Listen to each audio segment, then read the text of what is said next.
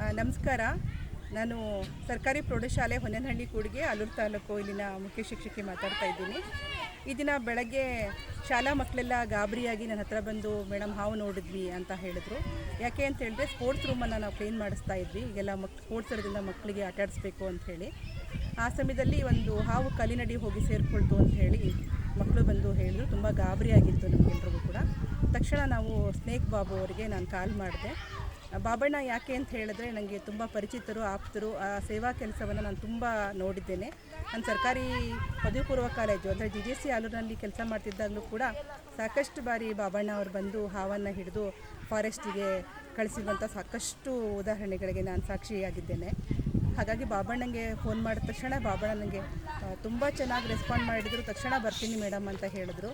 ಆಲೂರಲ್ಲಿ ಹೊನ್ನೇನಹಳ್ಳಿ ಕುಡಿಗೆಯಲ್ಲಿ ತುಂಬ ದೂರ ಇತ್ತು. ಆದರೂ ಕೂಡ ಅವ್ರ ಬೈಕ್ನಲ್ಲಿ ಬಂದು ತಕ್ಷಣ ಹಾವನ್ನು ಹಿಡಿದುಬಿಟ್ಟು ಅದನ್ನು ಒಂದು ಡಬ್ಬಕ್ಕೆ ಹಾಕ್ಕೊಂಡು ಅದನ್ನು ಫಾರೆಸ್ಟಿಗೆ ಬಿಡ್ತೀವಿ ಅಂತ ತೊಗೊಂಡು ಹೋದರು. ಅವರು ನಮ್ಮಿಂದ ಯಾವ ನಿರೀಕ್ಷೆನೂ ಮಾಡಲಿಲ್ಲ. ಅವ್ರು ಹೇಳಿದ್ರು, ಮೇಡಮ್ ನಾನು ಮಾಡ್ತಿರೋದು ಸರ್ವೀಸ್ ಅಂತ ಹೇಳಂತಂದ್ಬಿಟ್ಟು. ಬಾಬಣ್ಣ ಅವರು ಹೀಗೆ ಸುಮಾರು ಎಷ್ಟೋ ಸಾವಿರ, 20,000ಕ್ಕಿಂತ ಜಾಸ್ತಿ ಅಂತ ನನಗೆ ಹೇಳಿದ್ರು. ಅಷ್ಟು ಸಾವಿರ ಹಾವುಗಳನ್ನು, ಬೇರೆ ಬೇರೆ ವಿವಿಧ ರೀತಿಯಂಥ ಹಾವುಗಳನ್ನು ಹಿಡಿದು ಅವರು ಫಾರೆಸ್ಟಿಗೆ, ಕಾಡಿಗೆ ಬಿಟ್ಟಿದ್ದಾರೆ. ಒಂದು ಹಾವುಗಳಿಗೂ ಕೂಡ ಪುನರ್ವಸತಿಯನ್ನು ಕಲ್ಪಿಸಿಕೊಟ್ಟಿದ್ದಾರೆ. ನಮ್ಮ ಭಯವನ್ನು ನಿವಾರಣೆ ಮಾಡಿದ್ದಾರೆ. ಎಷ್ಟೋ ಜನರ ಪ್ರಾಣವನ್ನು ಕೂಡ ರಕ್ಷಣೆ ಮಾಡಿದ್ದಾರೆ. ಬಹುಶಃ ಬಾಬಣ್ಣ ಬಂದು ಆ ಸರ್ಪ ಅದು ನಾಗರಹವಾಗಿತ್ತು. ಆಗಷ್ಟೇ ಪೊರೆ ಬಿಡ್ತಾ ಇರುವಂಥ ಭಾಳ ಹಳೆಯದಾದಂಥ ಹಾವು ಕೂಡ ಆಗಿತ್ತು.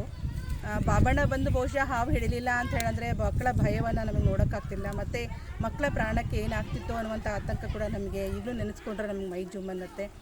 ಬಾಬಣ್ಣ ಅವರ ಆ ಕೆಲಸವನ್ನು ನಾನು ತುಂಬ ಮನಸಾರೆ ನಾನು ಶ್ಲಾಘಿಸ್ತೇನೆ.